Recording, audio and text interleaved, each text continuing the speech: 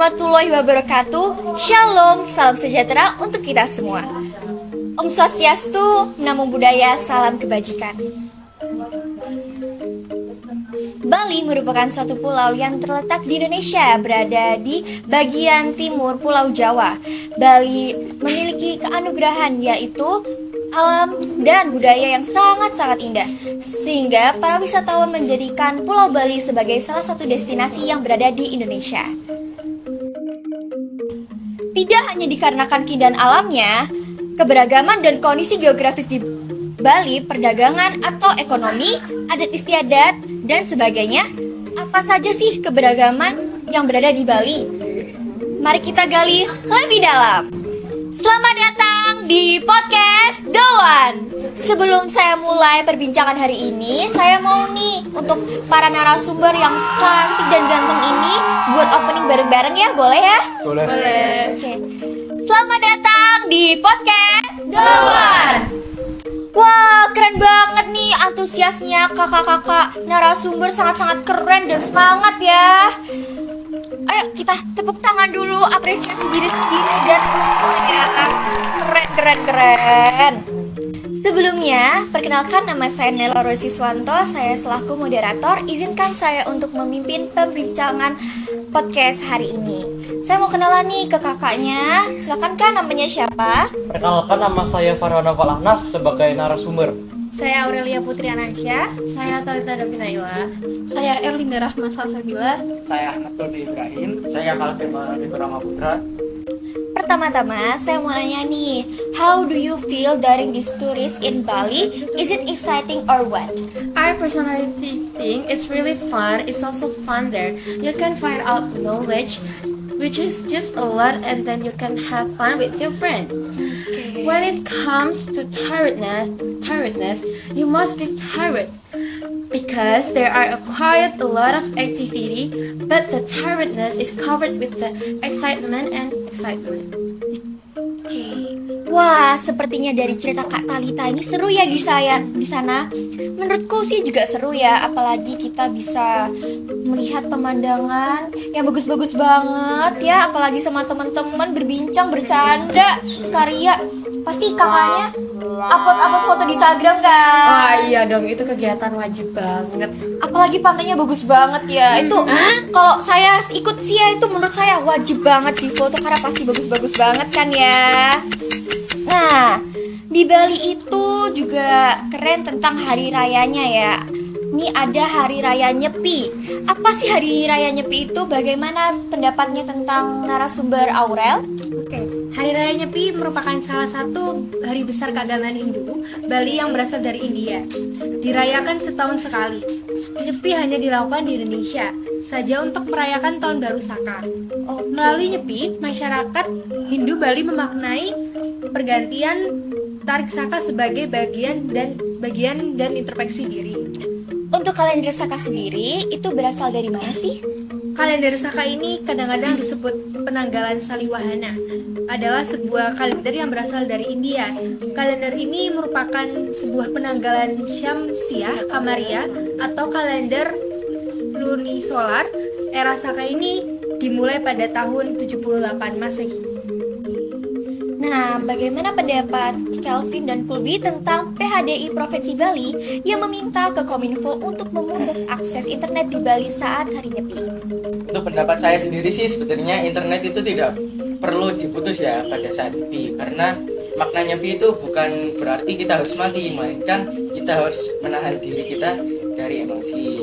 Dan juga masih banyak kok WNA agama lain yang ada di Bali yang menggunakan informasi dari internet pada saat Nyepi. Menurut saya sih kembali ke pribadi masing-masing ya. Kalau niatnya beribadah, mati atau tidaknya internet tetap khusyuk kok beribadah. Tapi buktinya waktu di India itu pada saat Nyepi tidak perlu diputus itu internetnya. Seperti kata saya, kembali ke pribadi masing-masing. Nyala atau tidaknya itu kan terserah dari warga sana. Oke, begitu ya pendapatnya. Saya juga mau nanya nih, apa saja sih ritual-ritual pada saat hari raya Nyepi? Oke, di sini saya akan menjelaskan beberapa ritual yang biasa dilakukan oleh masyarakat di Bali. Untuk ritual-ritual yang ada pada hari Nyepi ada berbagai macam ritual, tapi di sini saya akan menjelaskan dan menyebutkan sedikit tentang ritual-ritual yang ada pada hari Nyepi. Yang pertama yaitu melasti. Upacara ini dilakukan 3 atau 2 hari sebelum Nyepi. Umat Hindu melakukan penyucian dengan melakukan upacara melasti atau disebut juga melis atau metiis. Pada hari itu, segala sarana persembahyangan yang ada di pura atau tempat suci diarak ke pantai atau danau untuk dibersihkan dan disucikan. Bagi umat Hindu, laut atau danau adalah sumber air suci atau tirta amrita dan dipercaya dapat menyucikan segala letah atau kotor di dalam diri manusia dan alam. Kemudian di sekitar laut atau danau itu, umat Hindu akan melakukan sembahyang bersama. Di Bali sendiri ada Pantai Sanur, Pantai Kloto, Pantai Kandidasa yang sering dijadikan tempat untuk prosesi melasti. Dan yang kedua yaitu upacara Huta Yatnya. 1 hari sebelum Nyepi yaitu pada Tilem Sasih Kesongo atau bulan mati ke-9. Seluruh umat Hindu melaksanakan upacara Hutayatnya. Makna dari Hutayatnya itu ditunjukkan kepada Sang Buta Raja, Buta Kala, dan Batara Kala dengan memohon supaya mereka tidak mengganggu umat. Di kalangan masyarakat Hindu, Buta Kala dianggap akan menimbulkan penyakit, malapetaka, dan kematian. Saat upacara Butayatnya, seluruh masyarakat dari segala tingkatan akan mengambil salah satu cara atau semacam sesajian menurut kemampuannya. Upacara Butayatnya itu masing-masing bernama Pancasata atau kecil, Pancasana sedang, dan Taur agung besar. Taur atau pencaruan sendiri merupakan penyucian atau pamarisuda batakala dan segala letah atau kotoran. Diharapkan sirna semuanya. Caru yang ada di rumah masing-masing terdiri dari nasi manca 5. Warna berjumlah 9 tanding atau paket beserta lauk pauknya seperti ayam atau berumbun warna-warni disertai tetabuhan arak atau tua. Oh begitu ya. Oke nih, kalau misalkan kita lagi ibadah nih ya, pasti capek kan, banyak kegiatannya ya. Itu hidangan atau makanan tradisional apa aja sih yang biasanya tersedia pada saat hari upacara Nyepi? Makanan atau hidangan tradisional yang akan sering muncul menjelang hari raya Nyepi itu, yang pertama, nasi tempong. Nasi tempong yang merupakan makanan tradisional khas Gianyar Bali. Ciri khas nasi tempong dilihat dari isinya. Isinya seperti kacang panjang, kacang merah, nangka muda, terong, daun kelot, dan kepala parut di atasnya. Yang kedua, lawar. Lawar yang terbuat dari campuran sayuran, daging cincang, dan bumbu khas Bali. Yang ketiga, entil adalah sajian sejenis ketupat terbuat dari beras dan dibungkus daun, lalu diikat dengan bambu. Zaman dahulu, entil kerap disajikan sebagai hidangan utama saat tahun baru Caka. Terlebih, saat hari Nyepi tidak boleh menyalakan api. Yang keempat, pulung Nyepi. Pulung Nyepi yang merupakan hidangan dengan campuran kedua tepung lalu dikukus, diuleni dan dibentuk dan direbus hingga matang. Lalu ditambahkan parutan kelapa muda di atasnya. Yang kelima, cerorot. Cerorot yang adalah kue basah khas hari raya Nyepi yang dibentuk dengan memanjang seperti kerucut karena dicetak dengan kulit ental. Yang keenam, ayam betutu. Ayam betutu adalah hidangan yang biasanya disajikan untuk acara sesembahan. Yang ketujuh, jajak apem. Jajak apem yang terbuat dari adonan fermentasi tepung beras yang dicampur dengan tape singkong dan air kelapa. Yang kedelapan, ketongkol. Ketongkol yang paling nikmat disantap bersamaan dengan sayur lauk pauk dan sambal matah khas Bali. Oh, banyak banget ya. Katanya kayak enak-enak deh. Itu dari semua makanan yang biasa tersedia pada saat hari upacara Nyepi, saya pribadi cuman pernah nyobain ayam betutu nih. Itu enak banget rasanya. Teman-teman, ada yang pernah nyobain ayam betutu belum? Ya nih, udah pernah nyobain, enak banget. banget. Setuju. Karena itu enak banget. Saya pulang dari Bali sampai ngidam-ngidam lagi ya, pengen ayam betutu ya teman-teman. Oke. Nah, saya ingin menanyakan tentang wisata Cering Bagus. Menurut pengamatan kalian di Cering Bagus itu bagaimana sih? Cering Bagus. Jadi teman-teman, Cering Bagus ini merupakan suatu pusat perbelanjaan oleh-oleh khas Bali. Di Cering Bagus ini menyediakan barang-barang yang murah dan bagus tentunya. Pada Cering Bagus ini menyediakan para pelayan yang ingin melayani para konsumen dengan sangat ramah. Jadi kalian tidak perlu khawatir untuk mencari barang-barang yang kalian akan susah menemukannya, akan dibantu dengan staf atau pelayan yang sangat ramah. Tidak hanya itu saja, di Bali ini memiliki banyak sekali pusat perbelanjaan Bali. Beberapa contohnya ialah seperti Krishna dan Joget. Pada Cering Bagus ini biasanya akan menampilkan tarian khas Bali, yaitu tari barong. Jadi tari barong ini menampilkan tarian seperti pertarungan, yaitu pertarungannya ya antara kebaikan serta keburukan. Jadi kebaikan ini biasanya disebut dengan dharma, lalu keburukan disebut dengan adharma. Untuk masyarakat Bali atau orang yang beragama Hindu biasanya menganggap kebaikan serta keburukan ini selalu hidup berdampingan, yang biasanya dinamai dengan Rwa Bineda. Lalu barong sendiri memiliki arti baruang. Jadi arti baruang ini biasanya bisa kita artikan sebagai beruang. Tari barong ini biasanya menampilkan satu atau dua orang yang nantinya tari barong ini akan menampilkannya dengan topeng. Oke. Lalu bagaimana kondisi perubahan dalam tari barong ini sebelum dan sesudah pandemi COVID-19?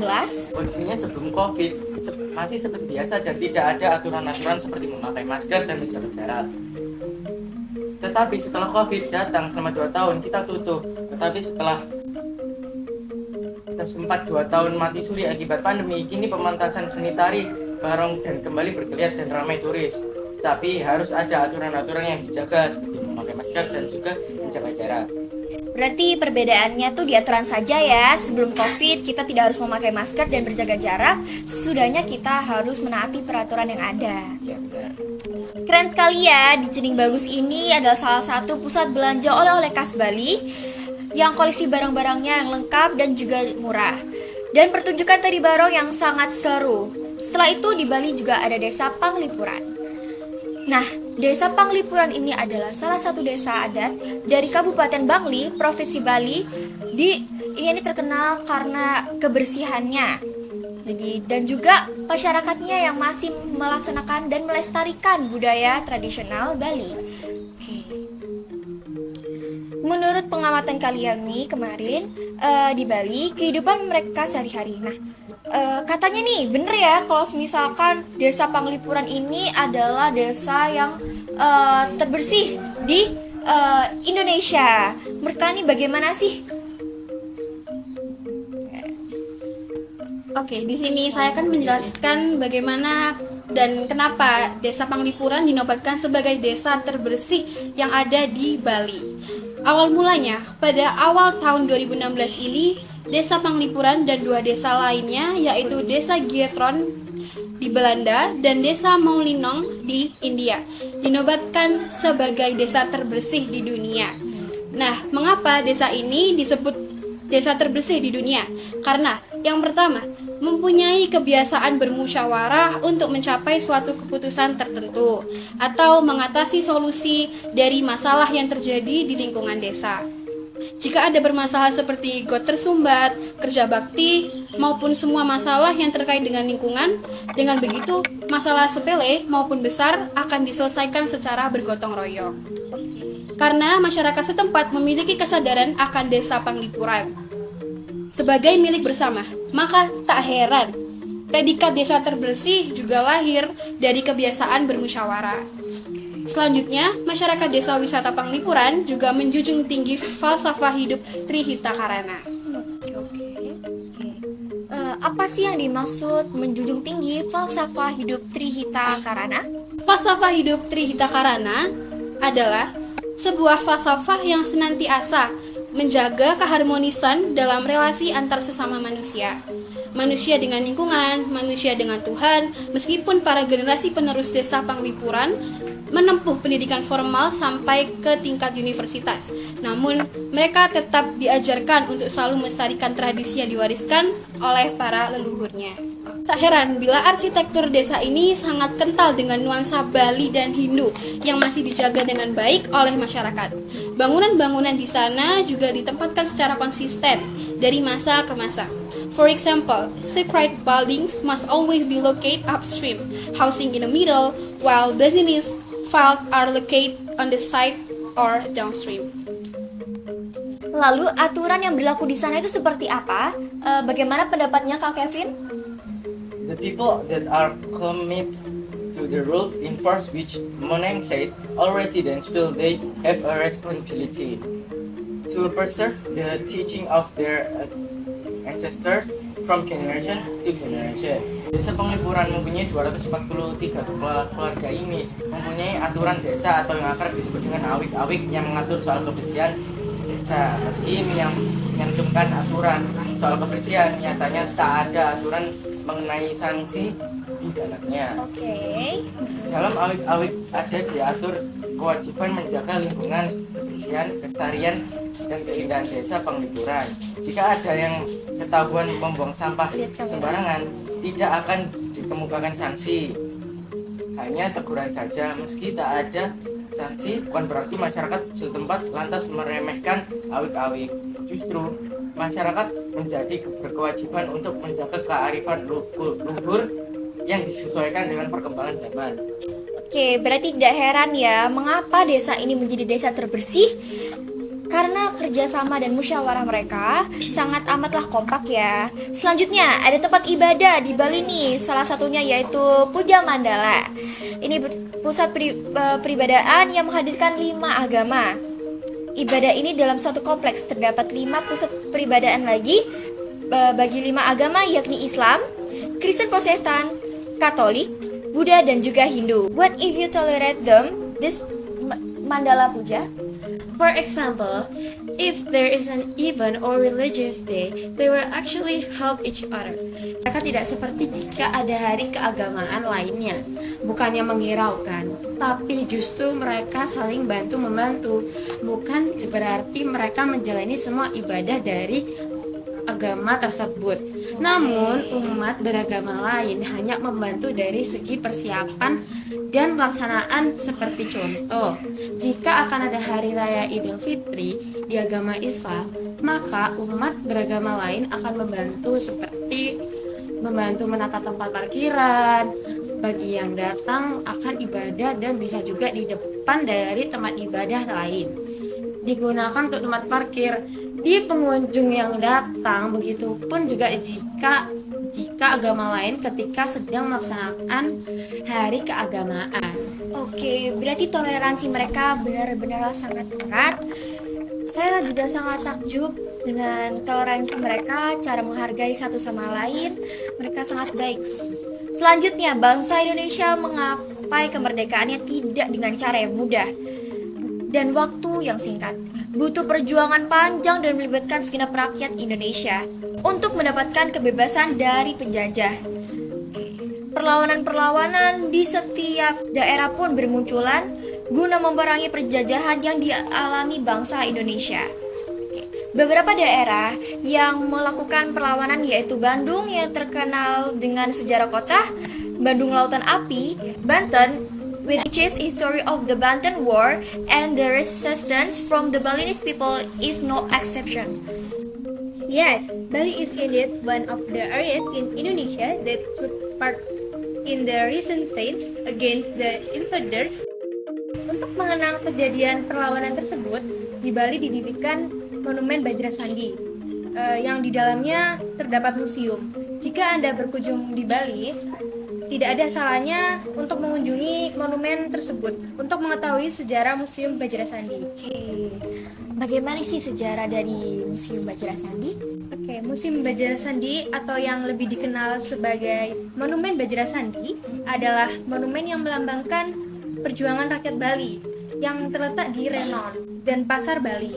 Monumen yang menempati tanah 13,8 hektar dengan luas gedung 4.900 ini dirancang oleh IR Ida Gede pada tahun 1981. Pembangunan monumen mulai dilakukan pada tahun 1987. Baru diresmikan mantan Gubernur Bali Ida Bagus Mantra. Pada tanggal 14 Juni 2003, monumen baru diresmikan oleh Presiden Megawati Soekarno Putri. Sejarah Museum Bajrasandi memiliki arsitektur khas tradisional Bali. Pembangunannya serat akan makna filosofi agama Hindu. Kata Bajrasandi memiliki arti genta. Pendeta Hindu sering menggunakan genta ketika mengucapkan mantra dalam upacara keagamaan. Lalu apa sih elemen-elemen Hindu yang ada di monumen? Jadi elemen-elemen Hindu yang ada di monumen adalah Guci Amerta, disimbolkan dengan kumba atau bisa disebut semacam priuk yang dapat dilihat di atas monumen. Yang kedua ada ekor naga basuki, terwujud dekat Swamba dan kepalanya pada Kori Agung. Lalu ketiga ada Gunung Mendaragiri yang diwujudkan dengan monumen menjulang tinggi. Yang keempat ada kolam mengelilingi monumen, diibaratkan sebagai sirar nawa atau lautan susu. Tidak hanya memiliki nilai filosofi Hindu yang sangat tinggi, di monumen Bajrasandi ini tentunya sebagai syarat akan simbol kemerdekaan Indonesia. Anak tangga yang berada di pintu utama monumen berjumlah 17. The great pillar that is on the inside of the monument is 8, which has 45 meters. These numbers are the date of Indonesian independence is August 17, 1945. Wow, keren sekali ya monumen Bajrasandi ini dan elemen-elemen yang terdapat di monumen ini. Jadi kesimpulan dari perbincangan kita hari ini adalah dampak dari COVID-19 sangatlah berpengaruh baik dari segi ekonomi, sosial, dan budaya. Namun kegiatan Sino Wisata di Bali kemarin meninggalkan kenangan yang sangat berkesan dan melekat di hati para siswa-siswi. Dan juga kita dapat mengenal budaya dan kondisi sosial daerah dan masyarakat Bali lebih dalam lagi. Oke teman-teman ya, makasih ya. Ini kalian sangat-sangat keren ya. Semuanya bisa bisa ini loh, excited menyampaikannya, bener-bener keren banget, bagus banget.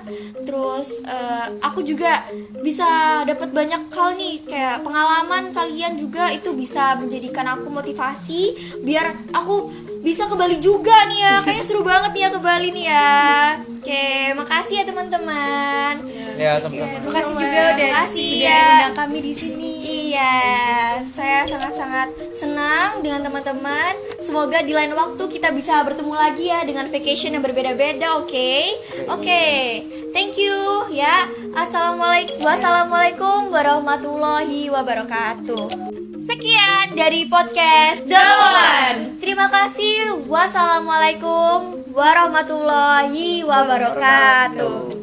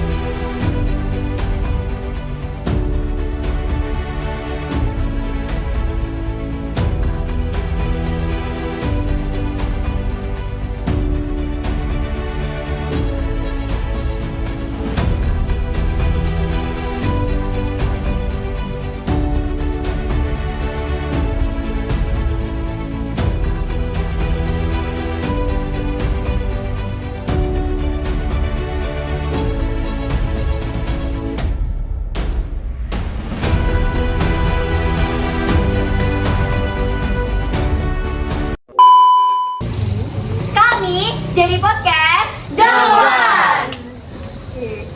Kita akan menyampaikan kesan kita podcast bersama teman-teman dimulai dari Vincent. Perkenalkan, nama Vincent. saya Vincentius Bagus Ratmojo. Saya sebagai editor di sini. Pesan dan kesan saya untuk podcast kali ini ya menyenangkan. Semoga kedepannya lebih baik lagi. Amin. Amin. Selanjutnya adalah Kevin. Perkenalkan, nama saya Calvin Malu Putra sebagai narasumber. Dan kesan dan kesan saya podcast hari ini sangat seru. Dan kedepannya semoga kita bisa membuat podcast dengan lebih baik. Amin. Amin. Ayo boy. Perkenalkan, nama saya Ahmad Budi Ibrahim. Kesan dan pesan saya adalah seru banget. Semoga seru bisa lebih bagus lagi. Amin. Ayo Bunda, ayo. Perkenalkan, nama saya Erlinda Rahma Slasabila. Di sini saya sebagai narasumber. Seneng banget bisa kerjasama sama teman-teman semuanya yang asik, seru. Seru banget. Semoga Tepuk tangan. semoga capaian kita jadi membuahkan hasil yang bagus, nilai yang bagus, dan lulus dengan nilai yang sempurna. Amin. Perkenalkan, nama saya adalah Bada Siswanto, absen E. Jadi menurut saya ini sangat seru meskipun kita lelah ya, tapi semoga sesuai apa yang tadi Erida katakan bisa mendapatkan nilai yang baik ya ke depannya. Kalau pada tugas-tugas kayak gini lagi lebih bagus dan dapat menambah berpengalaman. Oke. Dilancarkan sampai ujian sekolah. Dan semoga dilancarkan sampai ujian sekolah. Amin. Hah? Nggak mau.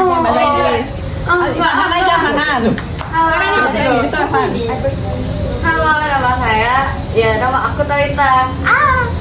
Kesan-kesan saya semoga ya ini nilai podcast kita mendapatkan nilai yang lebih bagus. Amin. Ya, susah-susah kita, capek-capek kita membuahkan hasil yang bagus. Lulus dengan lancar ya, semoga kita bisa ngumpul-ngumpul lagi. Amin. Halo, nama saya Aurelia Ya, kesan-kesan saya podcast ini seru banget. Oke, udah. Love podcast. Halo, perkenalkan, nama saya Farah Falah. Kesan pesan saya cukup singkat, semoga tugas-tugas kita semua cepat selesai. Semoga video jadi semuanya dapat nilai bagus. Amin. Terima kasih. Terima kasih. Bye-bye. Ayo, Salam Bi. Thank you guys. Assalamualaikum warahmatullahi wabarakatuh.